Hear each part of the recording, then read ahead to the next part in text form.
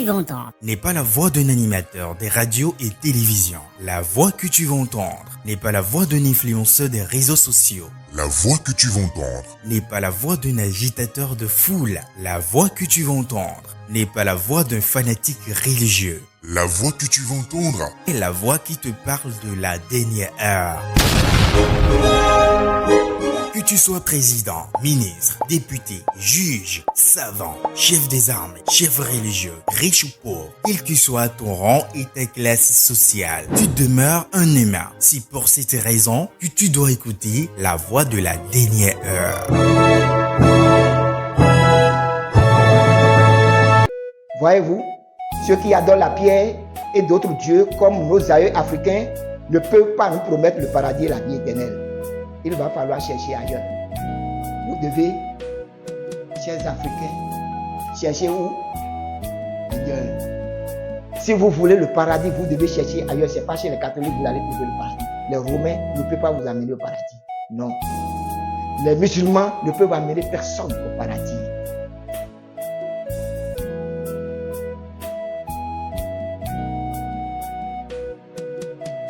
Selon les recommandations du Seigneur, dans Luc chapitre 10, versets 5 à 6, je proclame la paix sur votre maison.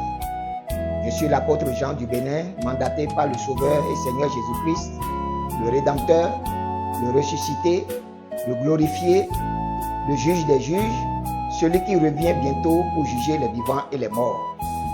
Je sors et je parle parce que mon appel selon Ézéchiel chapitre 3, verset 18 au verset 21, m'oblige à le faire pour ne pas avoir le sang de cette génération sur mes mains. Ce soir, je vais vous raconter ma petite histoire. Je me souviens qu'après mon appel dans les années 2000, je me retirais du monde des chrétiens selon les injonctions du Seigneur pour méditer la parole de Dieu. Mon champ d'action en ce qui concerne le ministère était restreint à une petite église de maison. C'est après 17 ans, c'est-à-dire en l'an 2017, que le Seigneur me réveilla au milieu d'une nuit et me dit « Tu écriras un livre dont le titre sera « Les religions et la fin des temps ». Cette même nuit, il me donna les titres des chapitres à développer dans ce livre que j'ai pris soin de noter. Au cours de la rédaction du livre, il me recommanda des recherches sur certaines informations utiles comme le nombre de chrétiens catholiques dans le monde, des musulmans, les statistiques sur les catastrophes naturelles et autres.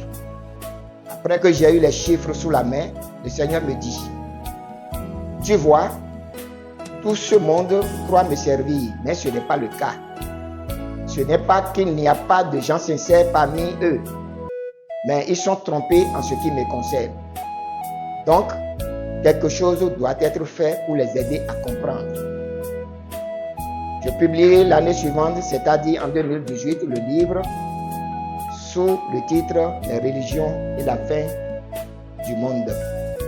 Dans la suite, je fus inspiré à écrire d'autres livres jusqu'en l'an 2022, où le Seigneur m'interpella un matin me disant « Tu vas créer une chaîne YouTube dont le nom sera « La voix de la dernière heure » pour t'adresser au monde de ma part. La suite, vous la connaissez déjà dans une émission précédente où le Seigneur me recommanda au cours de mon jeûne du mois de janvier de cette année de commencer par dénoncer la colonisation spirituelle. Cela suppose que vous êtes prêts à comprendre vu que les panafricanistes parlent déjà depuis un certain temps de l'autodétermination. Le but de ma sortie, selon le Seigneur, est que quelque chose soit fait pour aider les religieux innocents à comprendre qu'ils sont trompés au sujet de la volonté du vrai Créateur, avant qu'il ne soit trop tard. Mais avant toute chose, le Seigneur m'a recommandé de proclamer selon Ézéchiel 3, 27, avant chaque message, que celui qui voudra écouter, écoute, et celui qui ne voudra pas, n'écoute pas. Je suis sorti pour que les catholiques et les musulmans d'Afrique soient sans excuse au jour du jugement. Vous serez sans excuse parce que vous êtes pris des esclaves pour dire que vous n'aviez pas le libre choix. Vous serez sans excuse parce que vous avez préféré plus le mensonge que la vérité. Vous serez sans excuse parce que vous avez préféré plus les ténèbres que la lumière. Aujourd'hui, je veux attirer votre attention sur les impacts des religions colonisatrices sur l'humanité. Les impacts des religions colonisatrices telles que le catholicisme romain et l'islam sur les Noirs en particulier est néfaste.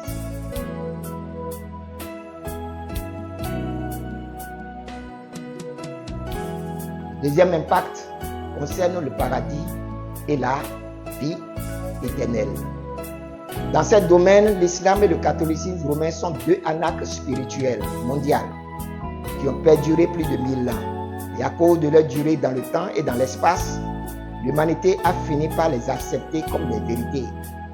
Cette erreur monumentale coûtera l'éternité à des milliards d'âmes à cause de leur ignorance. Et cela me désole profondément. À cause de leur nombre, les catholiques et les musulmans se croient dans la vérité, mais ils oublient qu'il est écrit dans le livre d'Exode, chapitre 23, le verset 2 que nous lisons. Tu ne suivras point la multitude pour faire le mal, et tu ne déposeras point dans un procès en te mettant du côté du grand nombre pour violer la justice. Vous ne pouvez pas imaginer quand on vous dit de lire vos Bibles, mais vous avez toujours des problèmes de lire les Bibles. Votre problème, c'est de dire le prêtre a dit, l'évêque a dit, l'abbé a dit, telle personne a dit, telle personne a dit. Vous voyez, dans la Bible, au temps de Noé, combien de personnes ont été sauvées? 8 personnes au temps du déluge. Dans Sodome et Gomorrhe, combien de personnes? Au lieu de 4 personnes, il en est resté que 3. Mais comment vous pouvez imaginer que si on est nombreux, on est dans la vérité? La vérité ne regroupe jamais beaucoup de personnes. Les humains, ils aiment les mensonges. Ils aiment la séduction. Ils sont intéressés par ces choses. C'est pourquoi je disais à l'entame de cette émission que vous serez sans excuse. Les Noirs, musulmans, vous Africains musulmans, vous Africains catholiques, au jour du jugement, vous serez sans excuse. Parce que vous n'êtes plus des esclaves. Pour dire que vous n'aviez plus le libre choix. Vous avez le choix aujourd'hui. Et c'est ce choix-là que je suis en train de vous amener. Vous devez revoir la copie. Si vous refusez de revoir votre copie en matière de religion, une chose est certaine, au jour du jugement, vous en paierez les frais. Dans nos villes, les jeunes gens sont attrapés, emprisonnés et jugés pour avoir stocké de manière frauduleuse de l'argent à d'autres. C'est ce que font les Arabes et les Romains parlant du catholicisme et de l'islam, sans s'inquiéter dans ce bas monde, mais ils seront rattrapés par la justice divine au retour de Jésus-Christ.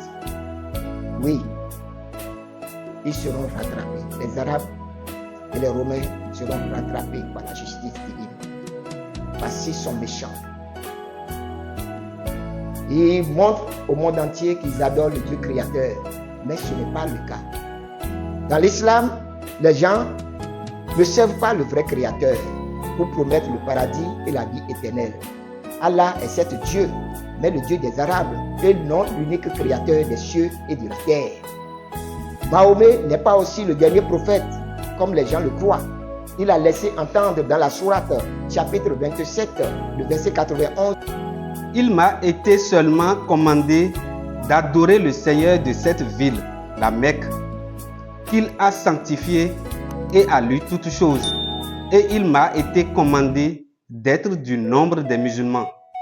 Mahomet dit avoir reçu l'ordre d'adorer le Seigneur de la ville de Mecque. Et en l'adorant, il serait appelé musulman. Mais qui était le Seigneur de la ville de la Mecque? Dans la sourate 37, versets 125 à 126, nous aurons cette réponse.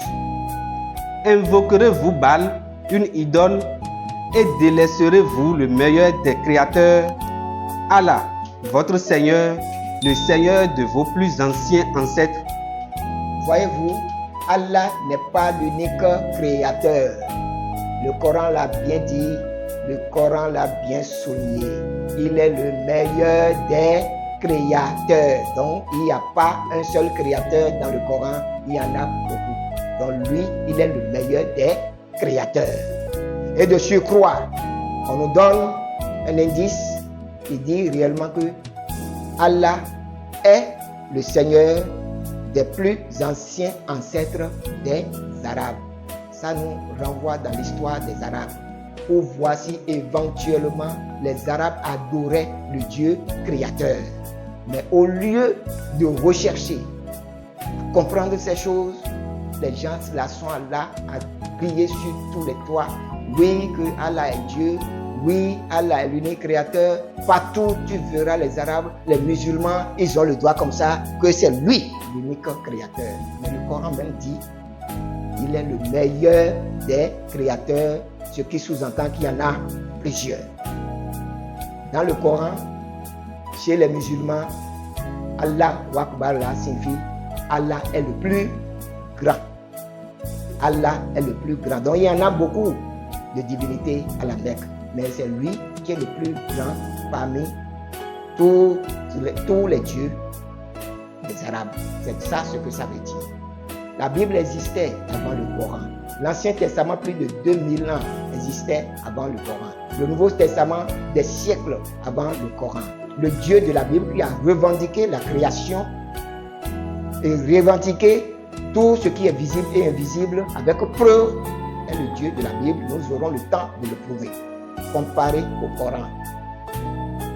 Le Dieu de la Bible, il dit dans le livre d'Exode chapitre 3, le verset 15, « Je me suis révélé à Abraham comme le Dieu tout-puissant. » Il n'a pas dit « je suis le plus grand ». Le Dieu tout-puissant. Dans ce chapitre, il dit être le Dieu tout-puissant et non le plus grand. Ça, c'est un. Mais il dit qu'on doit l'appeler le Dieu d'Abraham, le Dieu d'Isaac, le Dieu de Jacob. Il n'a pas dit qu'il est le Dieu d'Ismaël. Ismaël est l'ancêtre des Arabes et c'est de lui qu'est sorti l'islam.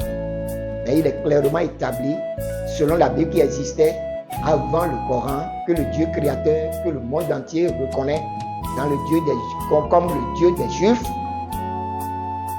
il dit qu'on l'appellerait le Dieu d'Abraham, le Dieu d'Isaac et le Dieu de Jacob. Et si nous allons dans le livre d'Exode chapitre 6, le verset 3, il dit qu'il peut être encore appelé éternel. Il s'est révélé à Moïse sous son nom éternel. Et dans toute la Bible, vous lirez l'éternel des armées, l'éternel, le Dieu d'Israël, l'éternel, le Dieu d'Abraham, Isaac, Jacob. Vous lirez le Dieu tout-puissant, jamais Dieu le plus grand. Donc Allah, s'il est le plus grand, le Coran nous donne des traces pour le localiser, pour le reconnaître comme le Dieu des plus anciens ancêtres des Arabes. Des Arabes, oui, des Arabes. Mais qu'est-ce que les anciens ancêtres des Arabes adoraient? Nous allons voir la réponse dans Sahih al-Bukhari 4376, rapporté par Abu Raja. Nous adorions les pierres. Lorsque nous trouvions une pierre plus précieuse que la première, nous la jetions et prenions la seconde. Si nous n'en trouvons pas, nous ramassions de la terre, amenions une brebis, la traînions dessus et accomplissions le tawaf autour. Vous entendez? Les anciens ancêtres des Arabes étaient des adorateurs de pierres. Ils adorent les pierres. Ils font des tours autour de la pierre. À défaut de faire des tours autour de la pierre, c'est ça ce qu'ils appellent tawaf. Donc faire des tours en rond autour de la pierre. S'ils ne trouvent pas de pierre précieuse, ils vont ramasser du sable en tas et faire une brebis là-dessus et faire le tour autour. Jusqu'au jour où ils ont trouvé une météorite descendue du ciel. Et la météorite là est devenue plus importante que toutes les pierres qu'ils avaient vues auparavant. Et c'est ça, la pierre de la Kaaba. Donc, cette pierre, dit-on, est l'objet de vénération de tous les musulmans du monde entier. C'est l'objet de vénération de Mahomet lui-même. Si on le dirait, les gens nous diront « Ah, sacrilège, pourquoi ils sont en train de dire ça? Le prophète a fait ceci, le prophète a fait cela. » Mais les hadiths vont nous donner des preuves sur cette affaire. D'après Abbas bin Rabia dans Sahih al-Bukhari, 1597, il est rapporté ceci. Omar s'approcha de la pierre noire, l'embrassa et dit: Je sais sans doute que tu es une pierre et que tu ne peux ni profiter ni nuire à personne. Si je n'avais pas vu l'apôtre d'Allah t'embrasser, je ne t'aurais pas embrassé. Il a vu l'apôtre d'Allah embrasser la pierre noire. Omar, plus tard, était devenu un calife bien guidé, mais qui lui a donné l'exemple d'embrasser la pierre noire. C'est Mahomet. Et pourquoi Mahomet embrassait la pierre noire? C'était ce qu'on lui avait ordonné d'adorer à la Mecque pour devenir un musulman. Donc devenir un musulman, c'est adorer la pierre qui est la divinité suprême chez les Arabes.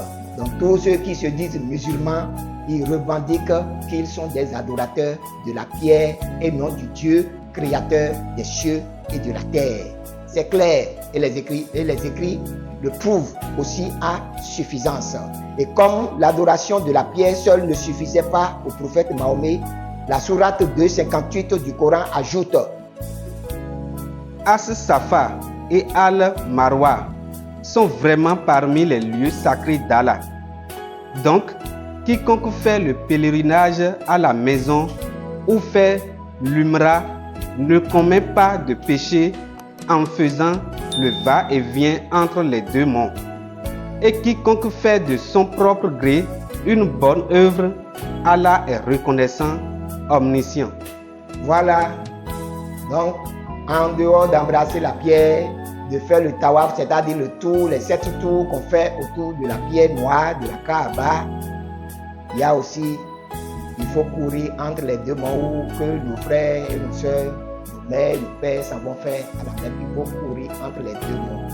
Et c'est As-Safa et Al-Marwa.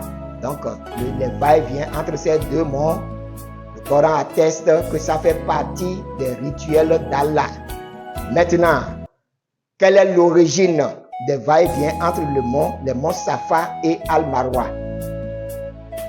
Rapporté par Asim ibn Suleiman dans Sahih al-Bukhari 4496, nous lisons. J'ai interrogé Anas ibn Malik au sujet de Safa et de Marwa. Anas a dit: Nous considérions leur contournement comme une coutume de la période pré-islamique de l'ignorance. Aussi, à l'arrivée de l'islam, nous avons abandonné cette pratique. Puis Allah a révélé: En vérité, Safa et Marwa, les deux montagnes de la Mecque, font partie des symboles d'Allah. Il n'est donc pas nuisible à ceux qui accomplissent le pèlerinage de la maison d'Allah ou l'Umrah de se déplacer, tawaf entre elles. Vous voyez, faire les tours, les tawaf, faire les tours entre les deux monts. Le Coran dit que ce n'est pas un péché, et dans les hadiths, on vient nous confirmer que c'était des rituels païens d'avant l'islam. Des rituels païens d'avant l'islam. Donc, ce que Mahomet reprochait aux gens de la Mecque: vous avez abandonné les rites d'Allah pour suivre d'autres rites. Mais moi, je suis venu pour restaurer le Dieu de vos plus anciens ancêtres de la Mecque. Et ce Dieu plus ancien que les Mecquois, les Quraysh ont abandonné, c'était Allah. Et Allah, les rituels païens que les Arabes avaient abandonnés, Mahomet, lui, il a amené ça sous le nom du culte de Dieu unique et créateur des cieux et de la terre. Mais au centre de cette adoration, vous allez voir clairement que la pierre est le symbole principal. Et après, les rituels qui ont été abandonnés, on a repris avec ces rituels. La pierre noire de la Kaaba est le Dieu des Arabes. C'est pourquoi tous les musulmans se tournent dans cette direction où elle se trouve. Ou bien notre Créateur est à l'est. Non, le Créateur n'est pas à l'est. Tout le monde sait que Dieu est dans le ciel. Et si on devait regarder quelque part, on devait regarder dans le ciel parce que Dieu est en haut. Même le païen peut le dire. Mais vous, musulmans, vous qui êtes des lettrés, vous qui êtes des cultivés, vous êtes là à haïr les gens, à dire pourquoi ils sont en train de dire ça. Moi, je suis mandaté pour dire ces choses, pour vous ouvrir les yeux.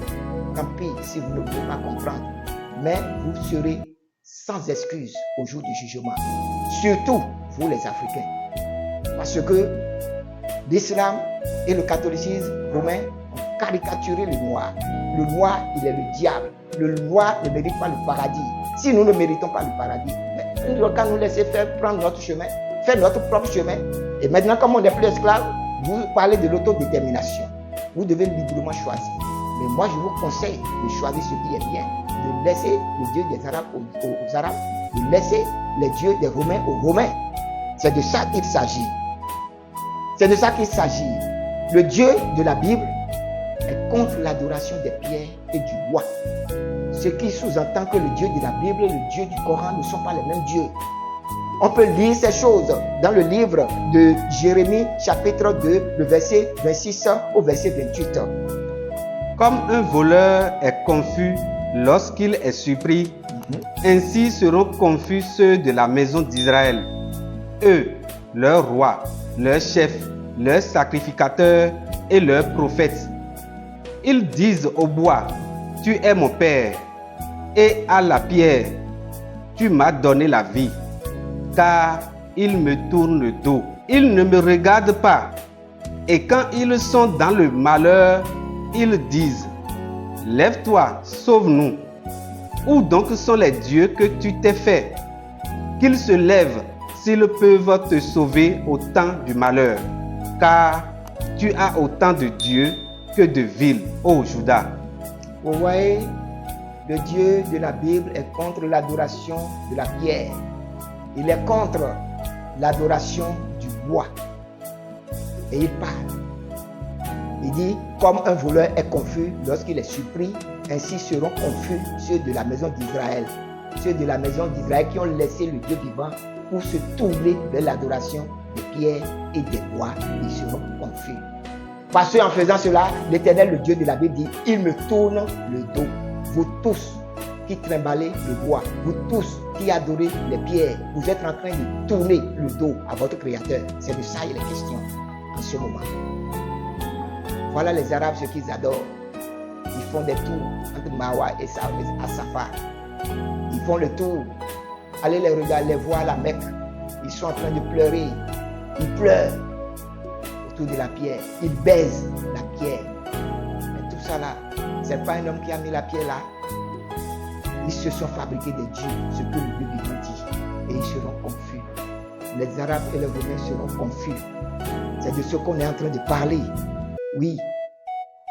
Voyez-vous, ceux qui adorent la pierre et d'autres dieux, comme nos aïeux africains, ne peuvent pas nous promettre le paradis et la vie éternelle.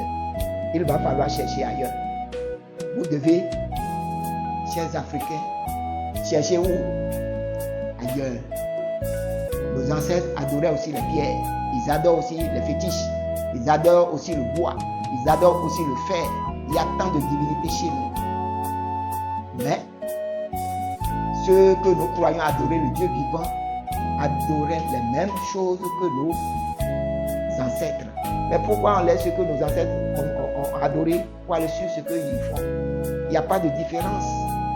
Si vous voulez le paradis, vous devez chercher ailleurs. Ce n'est pas chez les catholiques que vous allez trouver le paradis. Les Romains ne peuvent pas vous amener au paradis. Non. Les musulmans ne peuvent amener personne au paradis. Mahomet a tout fait pour que le Dieu de ses ancêtres, de ses anciens aïeux, devienne une adoration mondiale. Vous avez laissé vos dieux pour les croyants adorer le Dieu créateur. C'est pourquoi je dis le catholicisme et l'islam sont deux annexes spirituelles qui ont perduré dans le temps. Sous prétexte qu'ils ont perduré dans le temps, les gens ont cru qu'ils sont dans la vérité. Et ils sont prêts à combattre tous ceux qui vont dire que ce qu'ils font n'est pas bien. Mais nous, on est sortis pour dire ces choses. Vous serez inexcusables au jour du jugement.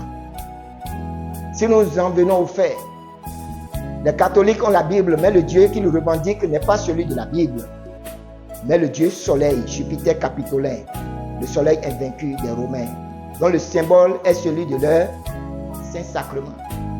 Le symbole qui est sur le Saint-Sacrement, ce n'est pas le soleil. La communion que vous prenez, ce n'est pas le signe du soleil. Mais pourquoi vous voulez faire croire que le soleil est devenu votre créateur? Qui a-t-il dit dans la Bible qu'il est le soleil? Jamais. Les Romains, ils adorent le soleil. Et le Saint-Sacrement, tous, vous pouvez aller voir son symbole, c'est le soleil. La communion en forme de soleil.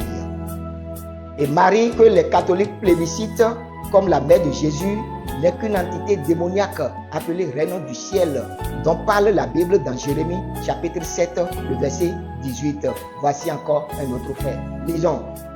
Les enfants ramassent du bois, les pères allument le feu et les femmes pétrissent la pâte pour préparer des gâteaux à la Reine du ciel et pour faire des libations à d'autres dieux afin de mériter.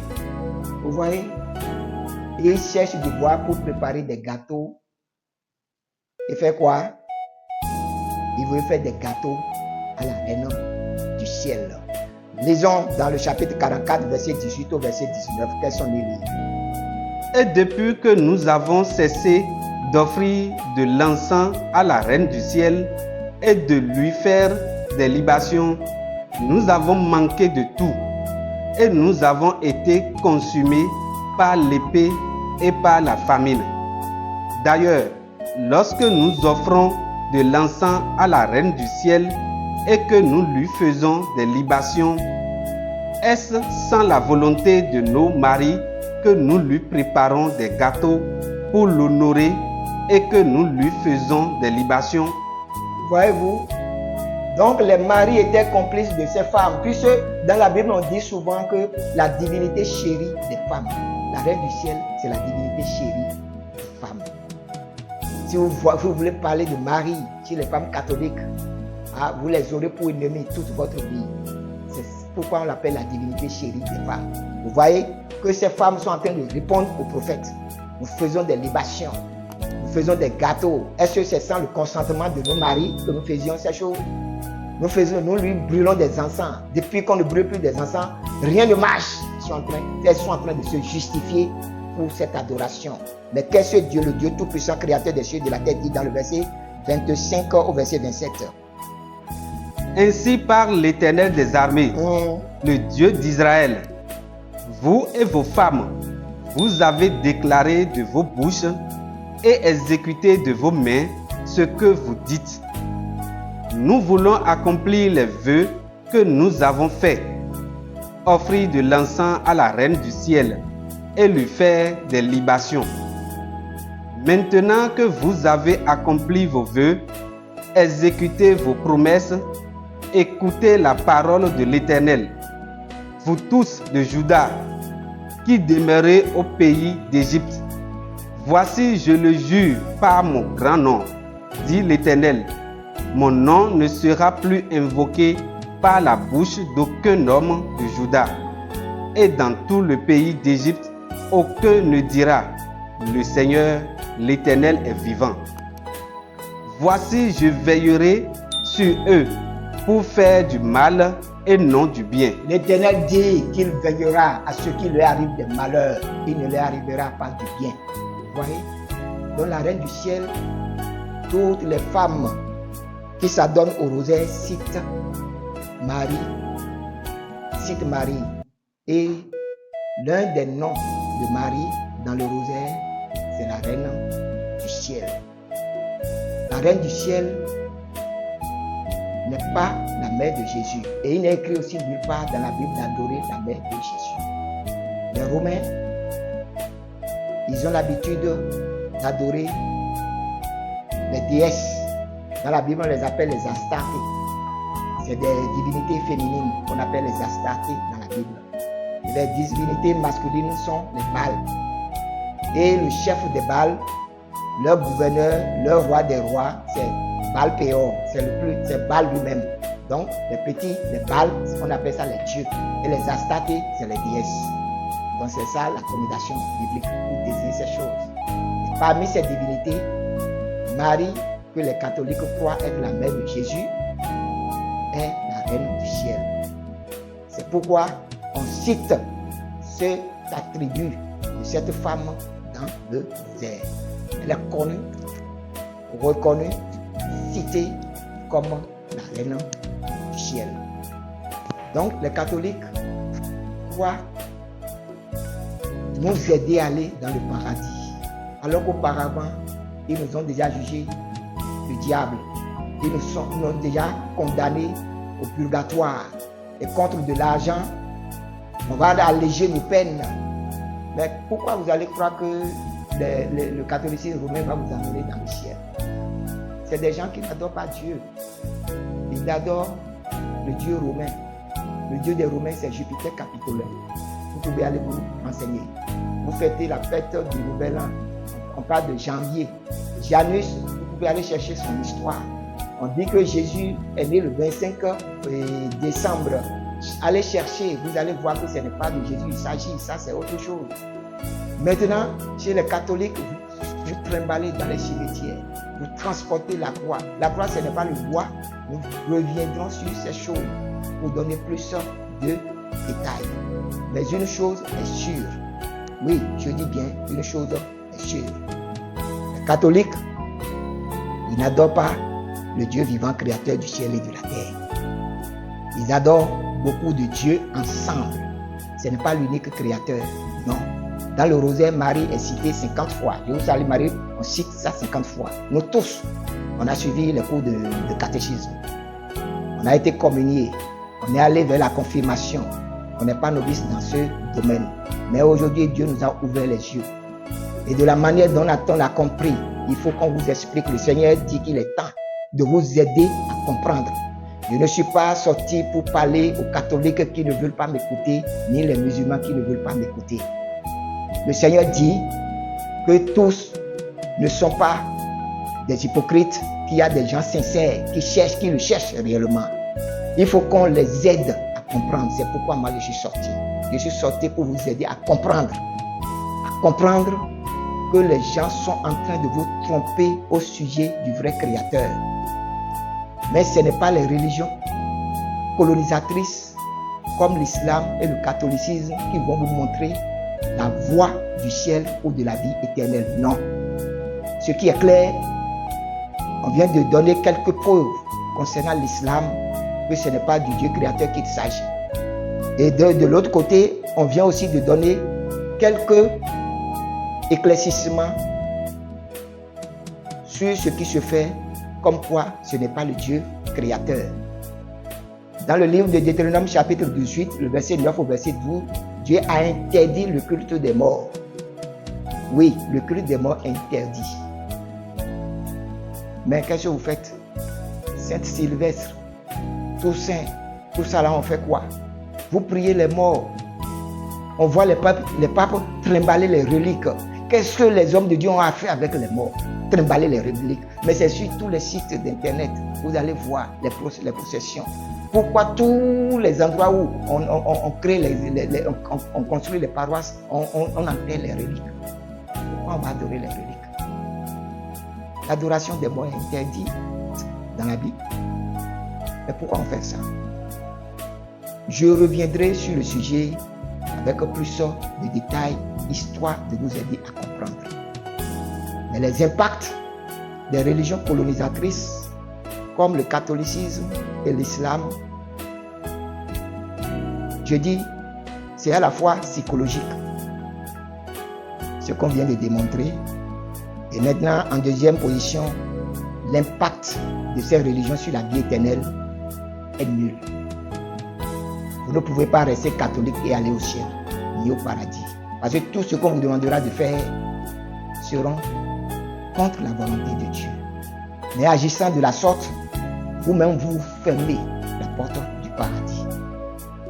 Comme nous parlons de l'autodétermination, et c'est ça qui est en vogue actuellement, Cela suppose que vous avez le libre choix.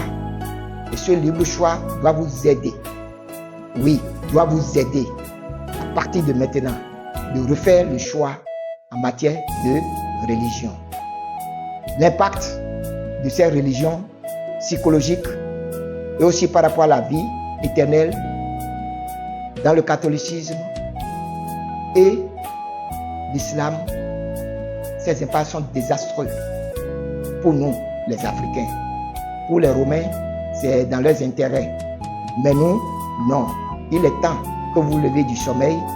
Il est temps que les gens cherchent à se reprendre. Il est temps que le bon choix soit refait. Que le Seigneur ouvre votre entendement, qu'il vous éclaire, qu'il convainc vos cœurs pour que vous fassiez ce qui est utile en ces derniers jours. Que le Seigneur soit loué.